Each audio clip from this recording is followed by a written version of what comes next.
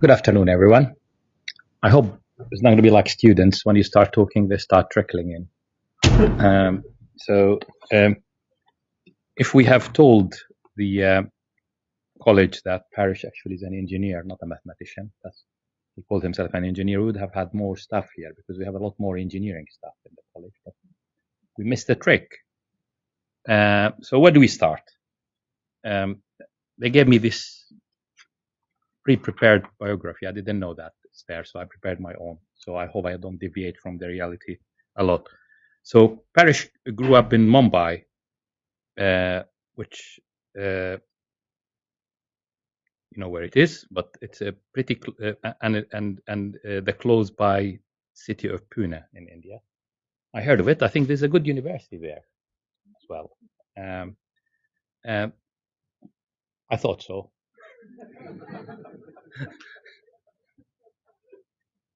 And the problem is that who comes late are the heads of departments.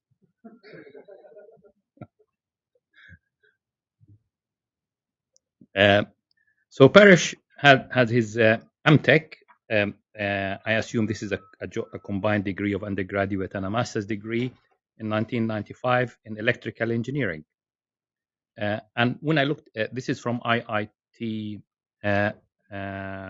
Mumbai. And when I looked it up, I found that it was ranked third among the top 10 IITs in India. So good place.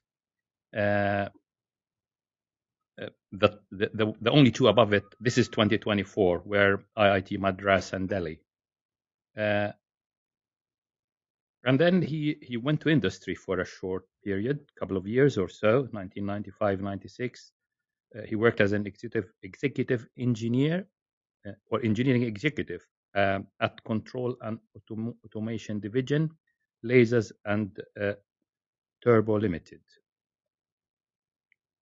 What did he do after that is he obtained his PhD from a university called Cambridge. I'm not sure whether it's above or below Brunel in the rankings nowadays, particularly in the area of stock market predictions, which Paresh might be helping us with. The area that Paresh worked on, or his area of research, is theoretical control engineering, which I'm led to believe that he calls it linear operations in Hardy spaces, whatever that means. He worked at the same department at the University of Cambridge as a research fellow until he joined Brunel in 2002. That makes it over 22 years here, quite a long time for one place. I'm not used to that. I don't know. My longest spell in one place was 11 years, which I thought it was too long. But everybody's different, you know. So how did it happen? So in 2002, he joined what is called Charisma, which is the Center for the Analysis of Risk and Optimization Modeling Applications. This is in the mathematics department at Brunel, and he joined it as a research lecturer. I believe at that time there was an announcement. They wanted people to do research in mathematics, but he thought it was engineering. So it was a cross-university. There was a number of cross-university posts with 30-70. I assume 70% research and 30% teaching. So Paresh's background led him naturally to research a research activity in financial mathematics. Controls, a lot of mathematics. I assume this is how it works, is it? So via his knowledge in and expertise in stochastic control theory. So as the post was not math specific, Paresh was under the impression that it was being considered for a post in electrical engineering. I think I can see the head of department in electrical engineering smiling. I'm not sure whether I mean that he's happy that Paresh is not joined electrical or he's not happy. Okay. But he was working with Malcolm Irving in BIPS, the Brunel Institute for Power Systems. In fact, then the head of department and head of Charisma Metra thought Paresh would be a good fit to maths finance research, and so he hired him in maths. The fact that he's still in maths means that he's happy about it. So good to see that. So when digging around, I found an old Brunel web page. I'm not sure who had the taste at that time of doing the background, but it was on a really odd pink background, black written on a pink background. It's like a school like web page, and I got a few things from it. I didn't want to pick up everything. So in that web page, Paresh says, my current research interest includes stochastic, deterministic system identification of dynamic systems. Sounds more like control. Multivariable robust control and its applications in mathematical finance. Control and mathematical finance, they might link somehow. Maybe that's what will be in the lecture. He also said, in spare time is dedicated to friends, reading literature, and traveling. There was a link to his the pictures that he's taking during his travels, but that link is already broken, so I could not find the pictures, so I cannot show you any of those. Anyway, going fast forward, I won't keep you long. Paresh became the joint head of department of mathematics, but it's still the first sentence on his very short, really extremely short biography on his page states that he's an electrical engineer. So he's still in love with engineering, and then it goes to say with experience in tracking and finance. So I would understand what finance, but he did not say tracking what. So maybe it's a good idea to tell people what you track. So Paresh have a good book. You might want to read it. It says Nonlinear Estimation Methods and Applications with Deterministic Sample Points. That's a hell long of a title. I usually tell my students when you title your subject or whatever, just do a 3-4 words. Too long, it just. But 3-4 words then makes it sound like an undergrad thesis. Yeah. Okay. Anyway, you may want to read it for what's coming, but it will set you back £102 on Amazon. Unless you have a Kindle, you'll pay half of that. Okay. But it's supply and demand, so I assume there's a lot of demand to sell it for £102. Okay. In today's uncertain world, and this is related to Paresh's research, where we know that from our chancellor that she has lost the £9 billion of the headroom in the budget that she wanted to have before the budget now. So we're going to have a lot of cut in services to beat that. But also we have a looming international trade war. So you need actually to read this book to help you predict the future. So Paresh really is your man with his experience gained from his research project, stock prices and volatility prediction using news analytics. So this is news. We have news, and I know this project started 2013, but I'm sure the theory is still valid. So it's very important to know what's happening in the stock market if you're interested. And then it looks like as well you may need Paresh for forecasting crude oil prices, because one of his papers talks about crude oil prices predictions. And this is again related to the recent news that BP have announced that they're going to divest or reduce their investment in renewables, because we'll still be relying on gas and oil for a long time. So we need to know what's happening to the crude oil prices. One more thing. What's on earth is H infinity filtering? Does anybody know? That's what some of the papers that Paresh says. Yeah. What I understood is that it's about work with some mysterious stuff, such as work related to time delayed systems with fading measurements. Whatever that means, but it sounds very interesting stuff. One last thing, I won't go into the details of what Paresh does in research. He's got a lot of that. But I know that from what I told that his PhD students have a good respect to him, and they keep contact and they come and help with the university all the time. I was hoping that Parish's lecture, based on what I read about it, will be about how to predict the winning numbers for the lottery on Saturday. But unfortunately, his lecture will be, or fortunately, will be filtering out noise. With you. Thank you, Nasser. Thank you very much.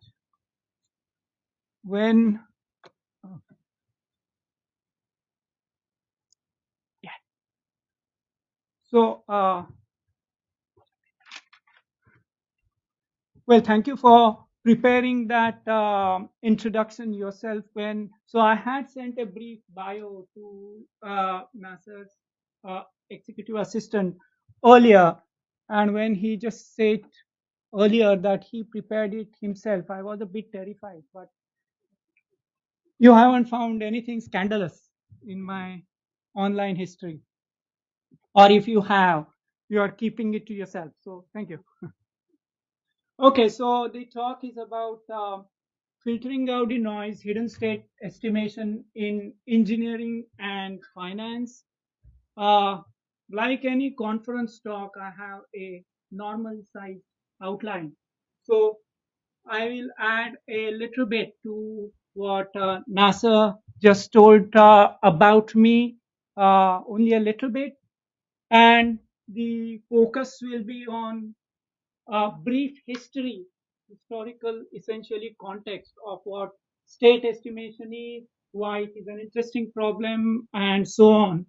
And a kind of crash course on quantitative finance and where the problem of state estimation plays a role in quantitative finance.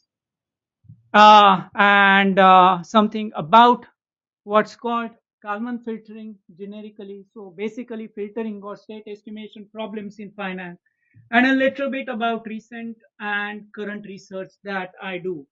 So the talk is not very technical. It's, I mean, it is essentially some part of it is going to be technical, but hopefully it is accessible. So we will try and follow quote attributed to Albert Einstein that everything should be made as simple as possible, but no simpler.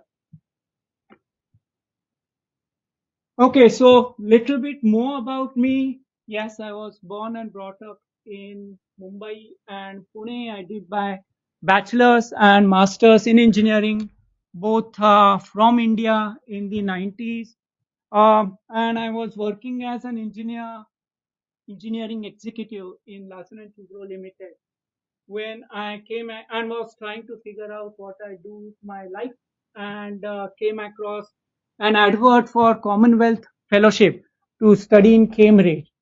And I had done a very decent master's. I had a paper in a journal which engineers might know, Automatica, based on my master's work. So I applied to see how things pan out. And I did get that scholarship, and I ended up in Cambridge, which was a very strange place. So it was, I had never been out of India. None of my known ancestors had ever been out of India. And this was cold, mostly damp, and I didn't understand anybody's accent.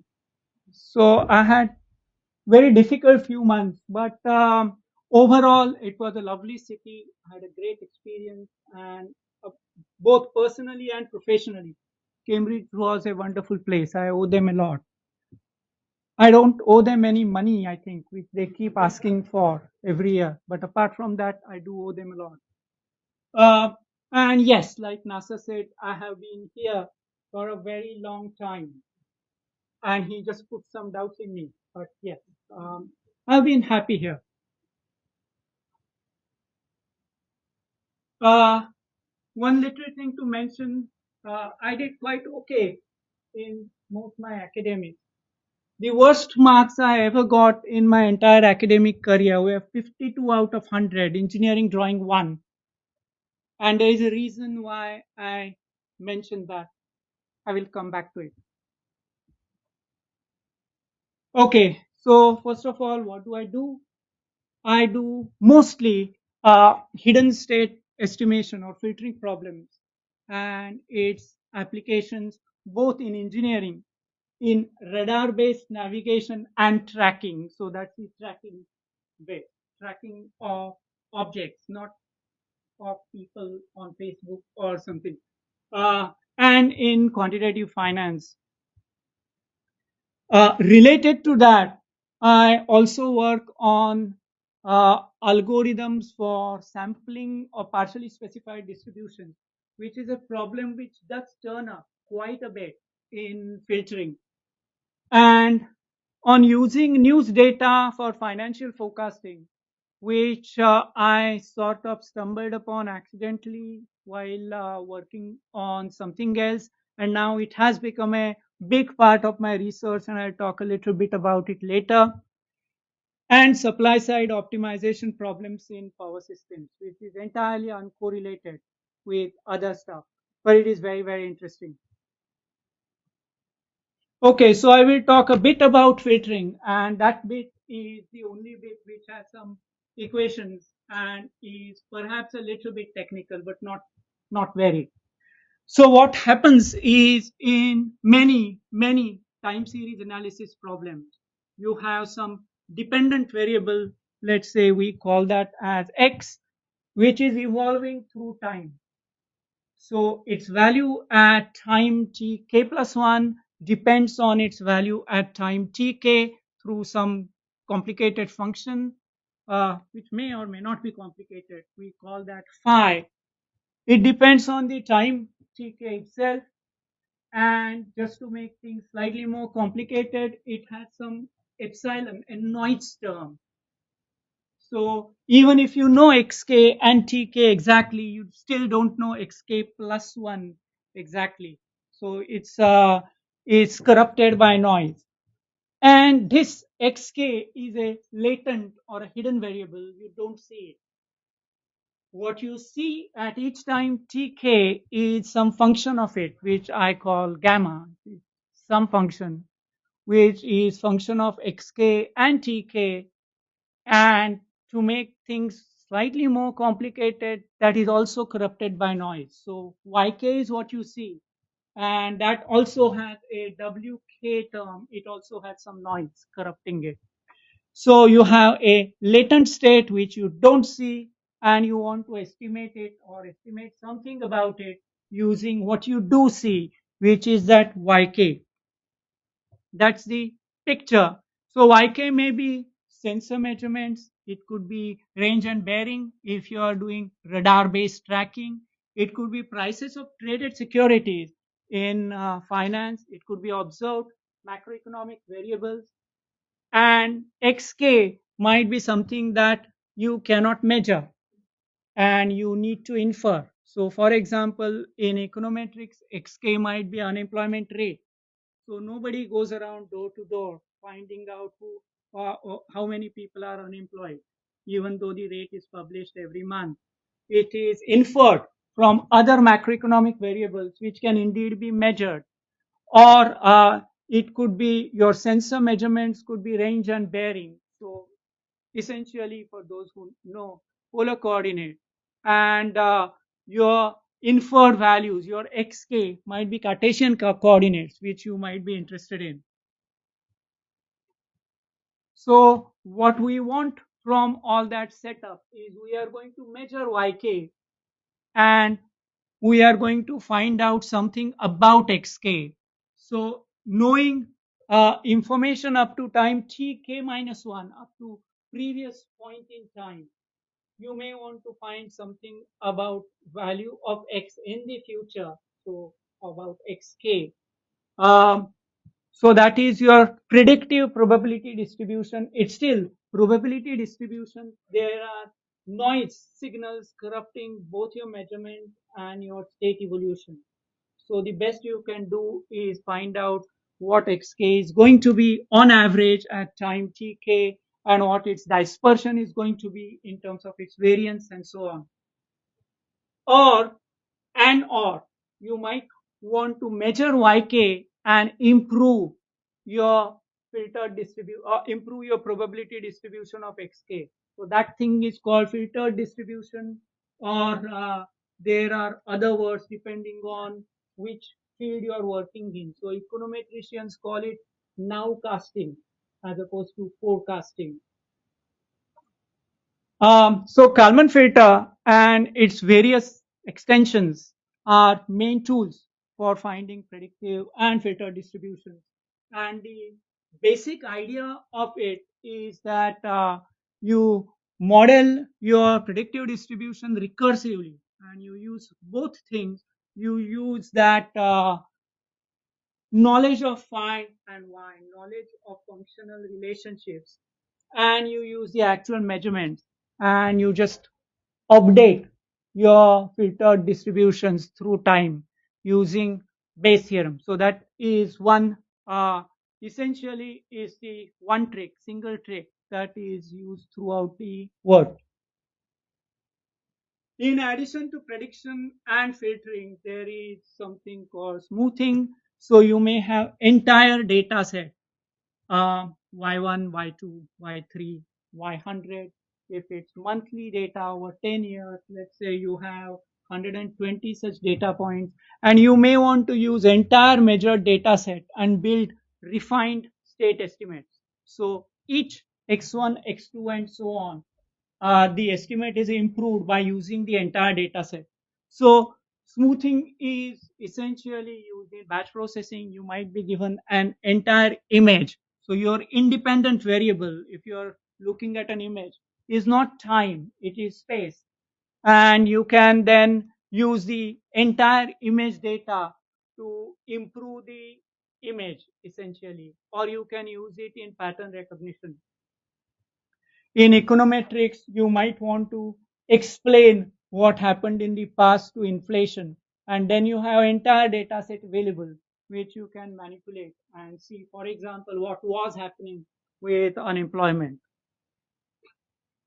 So just a picture as to what these three different things are for filtering, where you are the P there is probability distribution. So conditional distribution of xk given all information up to time k, that is filtering, or conditional distribution of xk given information up to previous point in time tk minus 1 is prediction, and conditional distribution of xk given everything that is there to know is smoothing.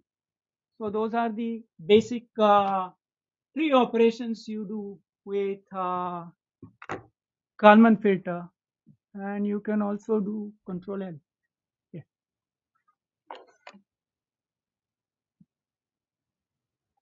Okay, so Kalman never took patent out and did not copyright this, and he was annoyed about it and spoke about it in every CDC, Conference on Decision and Control.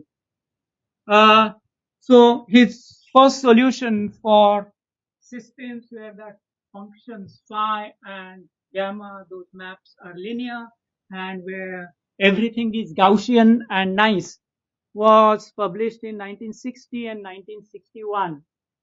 And straight away it was used in design of control in Apollo spacecraft. So that was they used some what's called extended Kalman filter. Just take nonlinear dynamics, linearize it around current operating point using Taylor series, and hope. Um, this was extremely low precision machine. So well, 16-bit, but 16-bit was parity bit, so just 15-bit precision.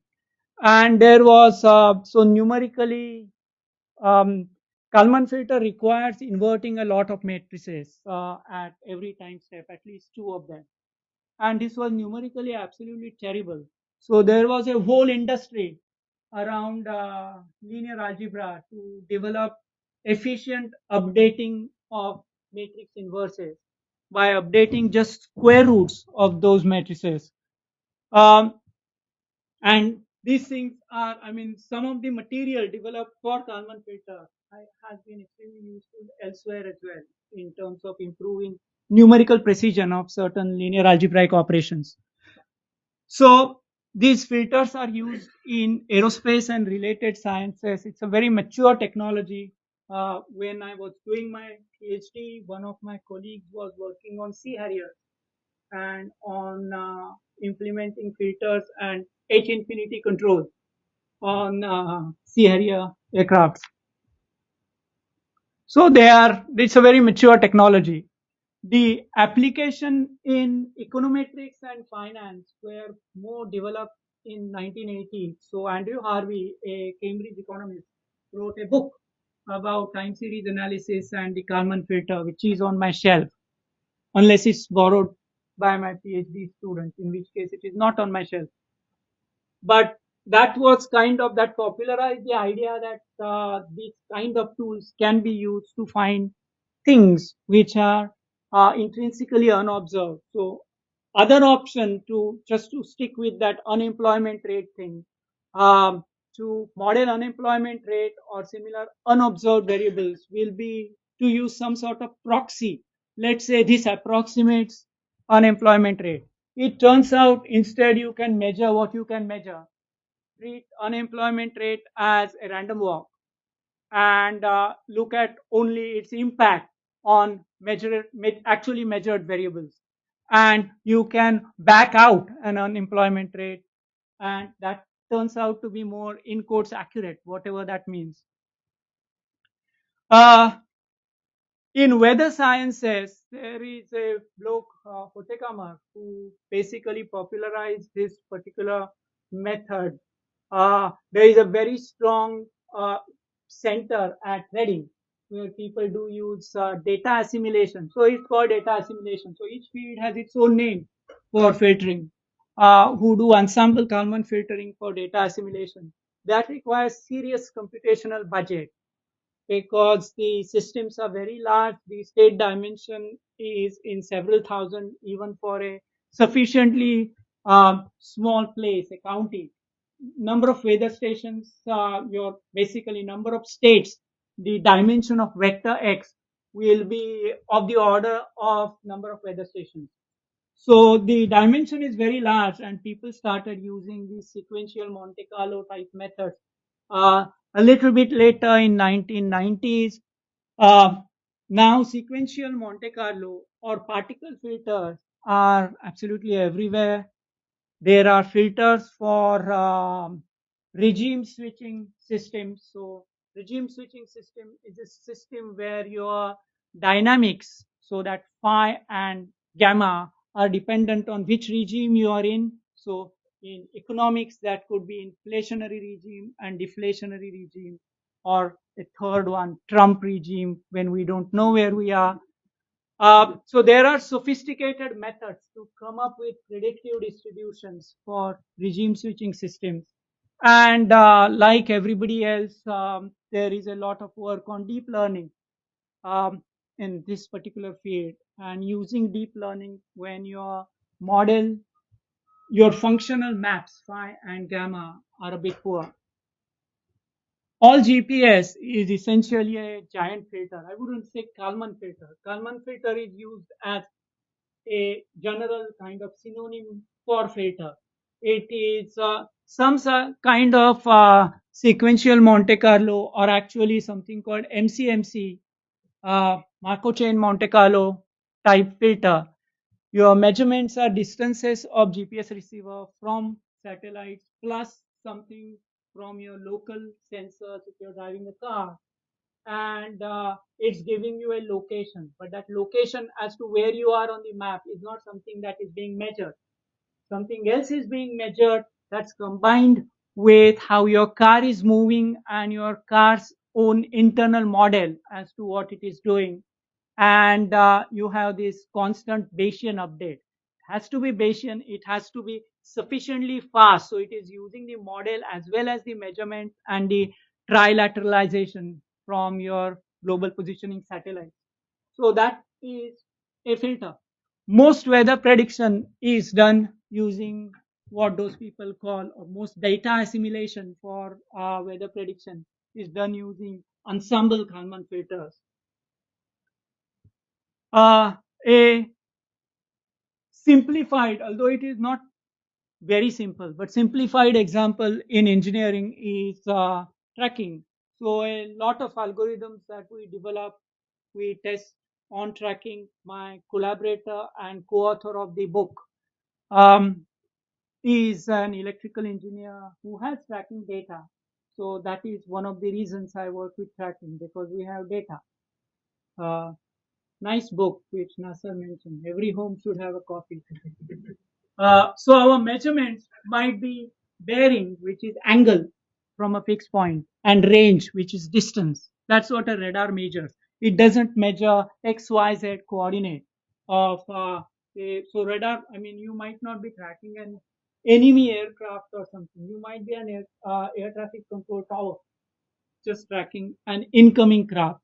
So what you do is you predict the position at a time based on the model of aircraft dynamics. So you know something about aircraft dynamics and its position at the previous time. It might be previous second, might be previous millisecond, depends on the application, depends on whether it is indeed an enemy aircraft or you are just tracking the British Airways flight. When you take your measurement and you combine so you take your measurements bearing an range from a fixed point, which is your radar, and you combine your model based prediction and those measurements with your base theorem and try and find exactly where the aircraft is at the moment. So at time tk, then you will use that filtered estimate at time tk with what you know about dynamics of the aircraft to find predicted estimate at time tk plus 1. Then you get your measurements at time tk plus 1, you combine it with your predicted estimate, get new filtered estimate at time tk plus 1, and so on. Okay, so that is the basic idea. And you keep doing this. That's what any APC does. And that's what any radar based tracking operation would do, or sonar based tracking operation in ships. Very roughly, that's what a picture would look like. That's also from the book, the good book. Uh, so the bit in the dashed line are things that we do not see. Your latent or hidden state xk minus 1 at time tk minus 1 it is mapped through some functional map phi into xk. Then at the next time step it's mapped into xk plus 1 and so on, and those are the bits that we do not see. What we do see is that xk minus 1 is somehow mapped into yk minus 1. That's my measurement. That we do see. And that's what we use to infer xk minus 1. And once we have that once we have that filtered estimate, we can use that to infer or predict xk plus 1 and so on. In that picture, you also have inputs, because tracking and many engineering applications, unlike economic applications, you do have inputs where you are trying to manipulate how the system behaves. That doesn't happen so much in finance. I mean, if you are trying to manipulate how the system behaves, you usually end up in prison. So just a slight digression. Uh, in filtering, you often require generating samples from partially specified distributions. So distributions about which you have very limited information. You might know its mean and variance. You might know something more. You might know, for example, it's a unimodal distribution, or it is leptophytic, or you might know something about its extreme quartiles and so on. Um, and it is actually quite important to have good algorithms to sample from partially specified distributions in sequential Monte Carlo type filtering. So in most filtering, we proposed many algorithms to basically match high order moments without needing optimization, and in some case with needing optimization but with semi-definite programming, so with simple optimization. And here is a very simple idea. This is not all that goes on, but this is, I think, enough to demonstrate what's going on. So let's say I want to match some mean mu and variance sigma, and I define a discrete distribution with two n points, actually two n points, not two n plus one points, my mistake, with two n points, such that the value of x is mu plus sigma over that factor and mu minus sigma over that factor with same probability pi. Then those of you who can do that mental calculation quickly can see that when you form variance of x, expected value of x minus its mean square, then that 2n pi will cancel out and your variance will be sigma square by design, just as mean is mu by design. And pi are completely free. You can still use them to match other properties. You can make it unimodal. You can match the fourth moment and so on. Or indeed, you can generate pi randomly and then normalize them, and still it will have exact mean mu and exact variance sigma. So we used uh, well, variations of this basic idea of having your decision variables both in support points and corresponding probability weight, so that they cancel each other out nicely. So use that idea in financial portfolio optimization as well as in filtering, and it does save fairly serious amount of computation. Okay, so that was a digression. Now a very, very tiny course in what quantitative finance is. So there are people here who know a great deal more about what I'm talking about, but please stay quiet. So price of any liquid or traded security, at if it is traded at regulated exchange like FTSE, then it is determined by supply and demand. It is not determined by formulae in economics or finance textbooks. It is just given on your Bloomberg screen.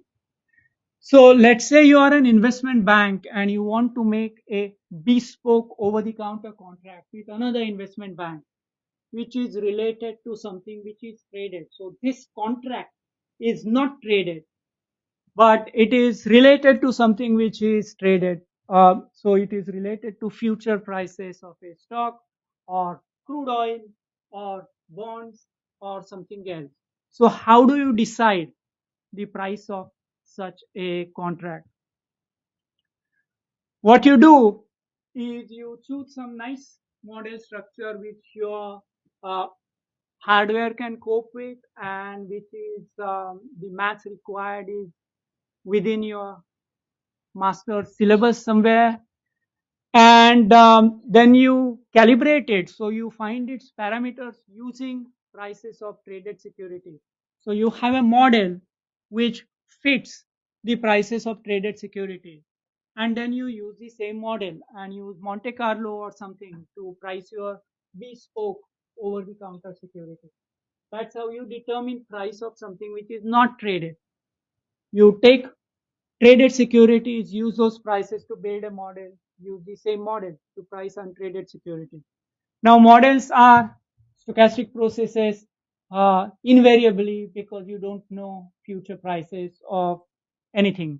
So there is uncertainty built in. You need to model it somehow. You will use some sort of stochastic process. Uh, so micro code. So I think there is just this slide now. So price of any liquid security, anything which is determined by supply and demand, its price is what the market thinks it's worth on average. And an average for those of you who have done A level stats, average is expected value. under the right assumptions. So all pricing problems in quantitative finance are problems of finding expected value under right distribution or under risk neutral distribution. But let's say just under right distribution, which makes all derivative securities, so options and similar things with the same underlying source of uncertainty. So for example, options on the same index consistent with each other. So you basically want a probability distribution such that each index option price is expected value of something. So expected value of an option with a specific strike and a specific expiry. You want a probability distribution such that all those are consistent with each other, or a measure such that all those are consistent with each other. So most quantitative finance is really fancy and increasingly fancy stochastic process based models which explain observed prices of traded securities better, or better numerical algorithms to solve the said pricing problems for common illiquid securities for existing models. So there is frightening amount of commonality between what we do in engineering and what finance people do. So many people, my many colleagues in the department know that quant finance people use partial differential equations a lot.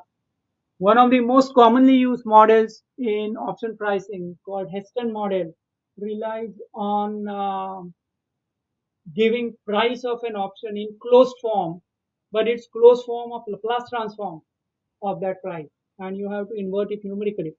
So economists don't really do Laplace transforms. Increasingly, we don't do Laplace transforms either, but that's a different matter.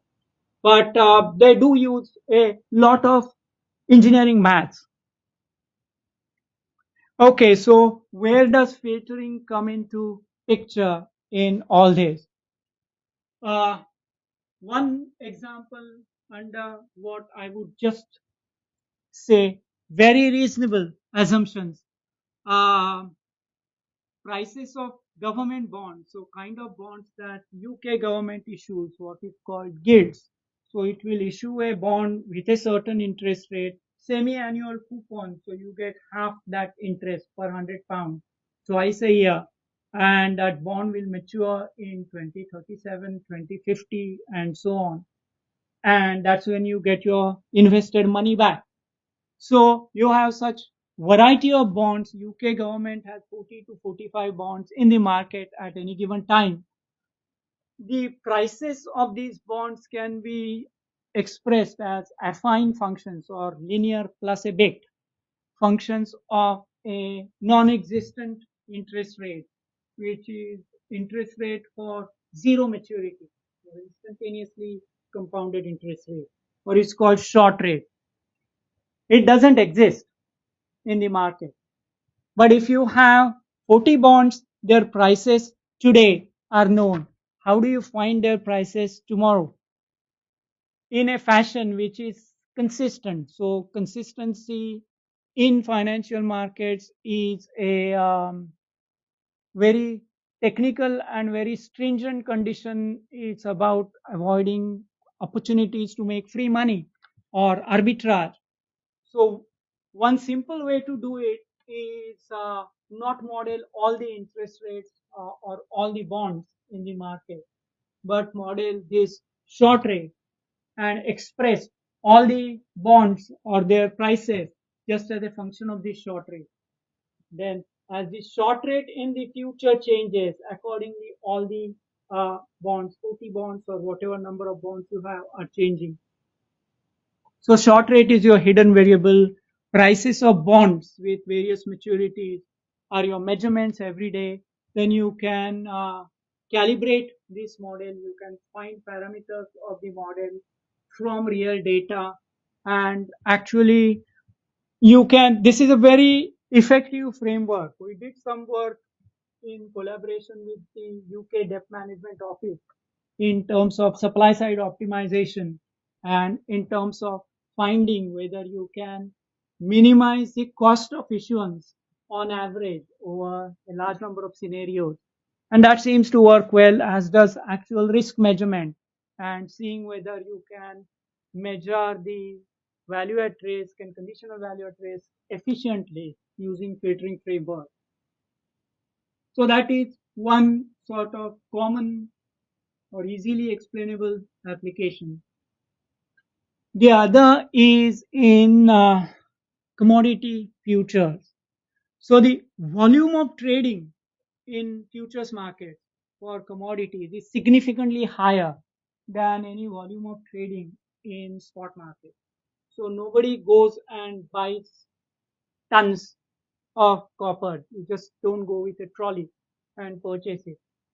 But a lot more trading happens in the futures market where people are buying a contract to buy copper or get copper delivered in the future at a fixed date in the future with standardized contract. So it will specify what the grade is going to be, what the quantity is, and so on, and the price is fixed today.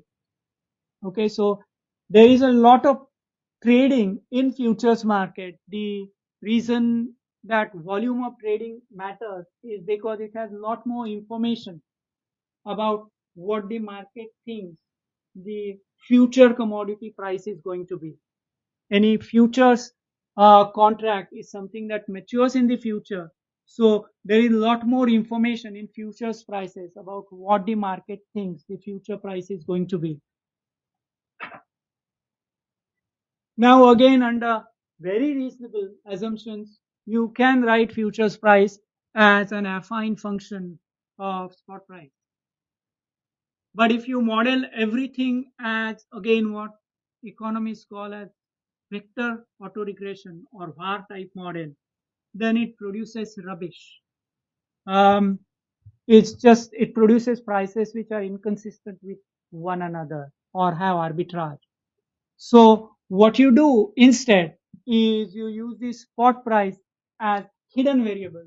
You ignore what you are seeing on the screen as far as spot price goes and just look at your futures prices as your measurement.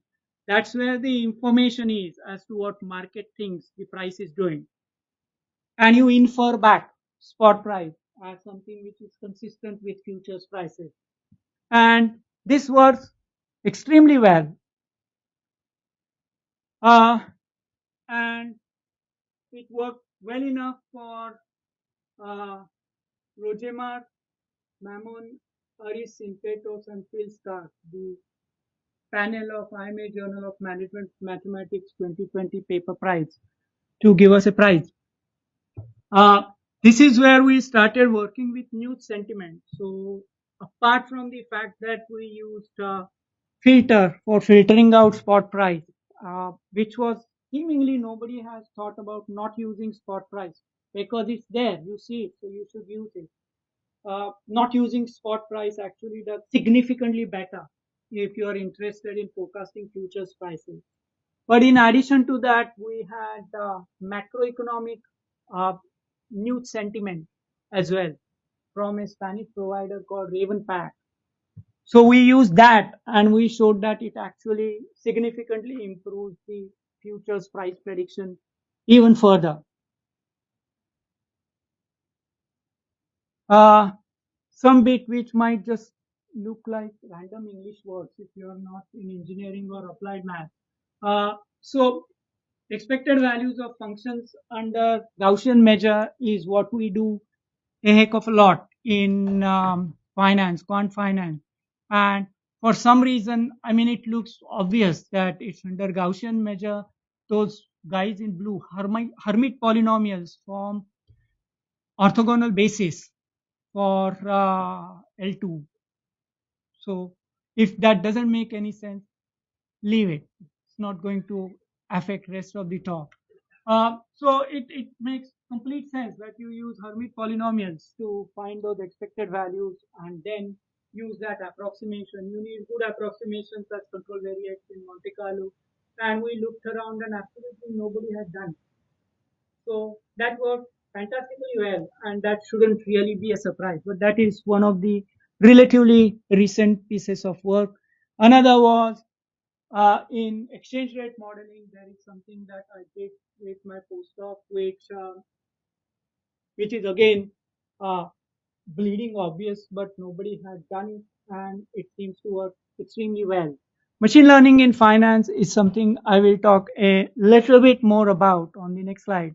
So, currently, I'm working on machine learning for pricing cash flows with multiple missed payments, and there is very little work on this. So, in credit risk modeling, most credit risk modeling, basically a missed payment is taken as a default. But with mortgage-backed securities as well as in microfinance applications, missed payments always happen. And you miss a payment, you miss a second payment, you might do a loan restructuring, you might take a remortgage, or you might become bankrupt. But each missed payment increases the probability that the next payment is going to be missed. So this requires something called Hawk's process, a self-exciting process, point process to model. So we are using Hawk's process and traditional stochastic process based framework. We found that even with data, there is no way that we can calibrate that model or find parameters. So to find parameters, we are using machine learning. And I am working with a fabulous company, Metal Capital, whose co-founder Andrew is here, on sentiment enhanced prediction of ESG performance. So earlier I mentioned work on sentiment scores. So Ravenpack gave us sentiment scores for that piece of work. Now we don't have sentiment scores, we just have news items. So and Ravenpack's own method is proprietary. We don't know how they come up with it. Now we construct our own sentiment scores. So we came up with a method that seems to work well enough. And now the next stop really is to do something called materiality assessment. And I do some more filtering stuff, which I won't talk about.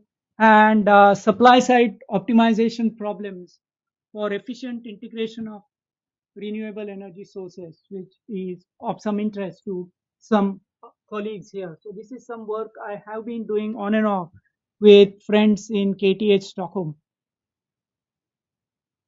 Okay, few takeaways. This is not to diss my teachers, but I find I learn a lot more from students and colleagues and collaborators. My work on power systems and on radar-based tracking is completely unrelated to quant finance, and I find that is good for my mental health. I have low boredom threshold, so it's good to be working on things which are not related to each other. And one shout I will like to give is I find doing tasks which I don't like with reasonable competence matters at least as much as doing well in tasks which I do like. A lot of things, I mean, I guess in any job, there are a lot of things which we don't like. I mean, you will have to search very hard to find an academic who says, I just love marking exam scripts. That's what gets me out of bed. But it has to be done reasonably competently. It's a very big part of our societal contract. Where I found this thing matters a lot is what I mentioned earlier. That was my engineering drawing 1 mark.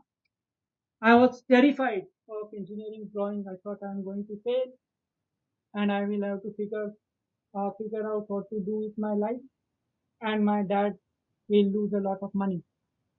And if I just managed to pass it, there was engineering drawing 2 as well. So what I found is I could dissociate myself. I just accepted that, okay, this thing is not in my control. It's going to happen. It's like, say, British weather. So I will live with it. And once I took my like and dislike out of it, I found I could put in a lot of effort, could apply myself, and I was reasonably competent in it. So it wasn't as good as, say, pulse and digital circuits or networks and lines, where I was much better. But 52 is not bad. Drawing 2 was 57 out of 100. Those are the only 2 marks I remember from my entire degree program. So, yes, that's it. I'm out of time as well. Thank you very much.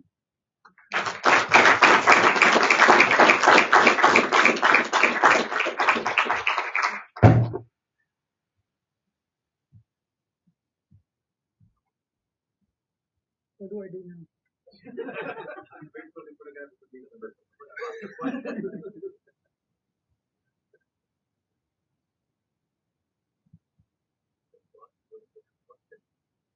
Do you have questions?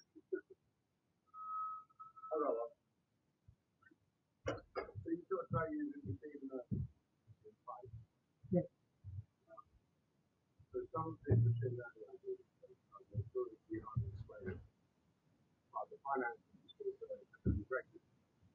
So does that limit?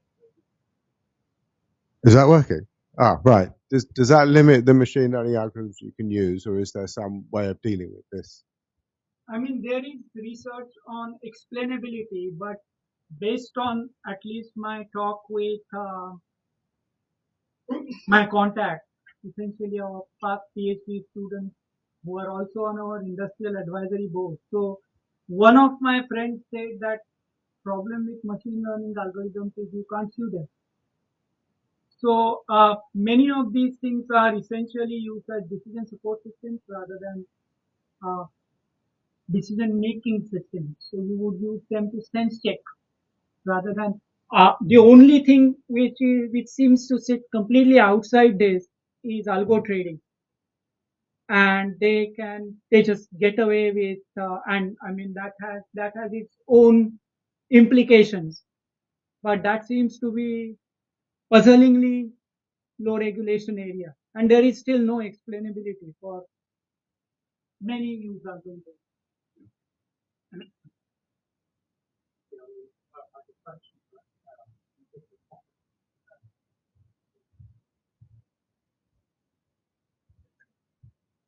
But just picking up on that first question, the algo trading, the regulator expects controls around that. One of those controls is that you should have circuit breakers that shut the thing down if it's if it's generating an expected loss bigger than a certain threshold, that kind of thing. Yeah, my question was, I also used to work for National Grid in a finance role. I've become interested in something you touched on, integrating the renewables. And could you talk a little bit about, without going into detail, but just the principle of that application, how that works? Okay, so main idea is for those of you who don't know what this is about, integration of renewables in the grid. Backup source of energy is complicated because they are not guaranteed, just as a gas-fired plant or a coal-fired plant or a thermal plant is guaranteed. You already have the fuel to generate energy. You don't know whether you will have wind or solar energy to generate energy 1 hour from now. What you can do is you can generate scenarios and you can see if that much energy that will definitely be available. And 90 times out of 100, there will be some scenarios where it is not available. So what we did is come up with a method such that X% of the time you can still meet your needs using renewable energy with a sufficiently high X, so 95 or 99. There will be scenarios when it is not generated, but you don't have to search through those scenarios, if that makes sense. You do an optimization without actually knowing which scenarios will break your system.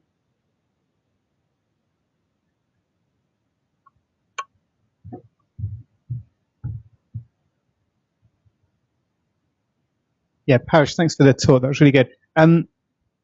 So if you can find better ways to integrate renewable sources into the national grid, and you publish that, and researchers all over the world read that, then really that's for the common good, and that's wonderful. If you discover a better way to predict the financial markets, is there any sense of not publishing that and investing your money wisely? There is. NASA just taught me thinking.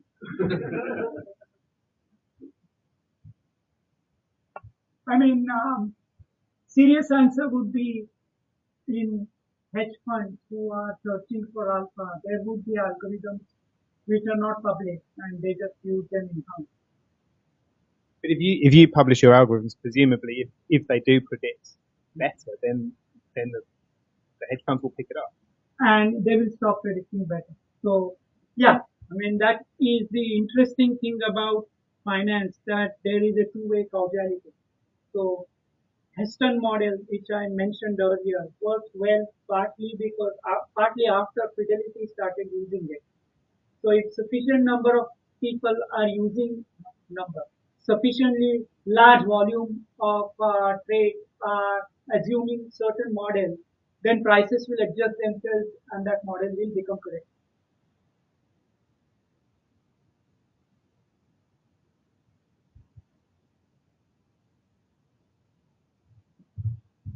Okay. You can shout me that. Yeah. You talk about prediction. Where does the machine learning system? It's in the, well, two different places. One is not knowing your mapping, your state transition function phi or the measurement map gamma. So you may use a deep learning network just to express what that mapping is. And second is in terms of calibration, like I mentioned in other applications, it would be very difficult to calibrate some of these mappings. And for example, we use it's very difficult without talking too much, but we use the KNN to find certain parameters because there is no other way of doing it in that modeling of mortgage-backed securities. So that is using machine learning simply to find certain numbers because there is no other way of doing it.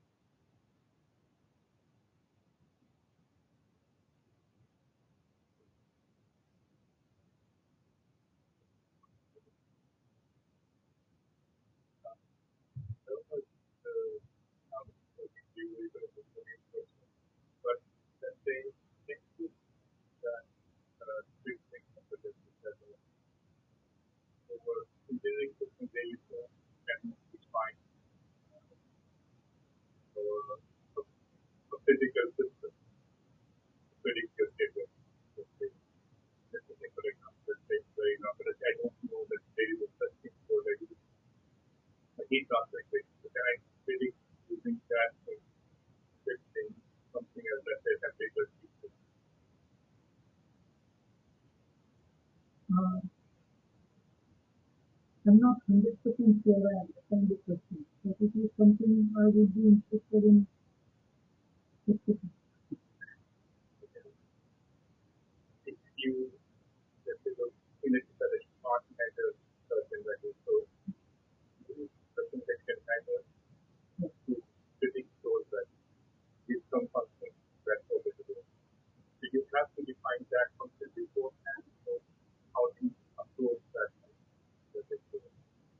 Uh, you have to either define it or calibrate it from data. That might, if there is no functional map which you can easily define, you can use a semi-parametric definition. That's where you can use a deep learning method as your function.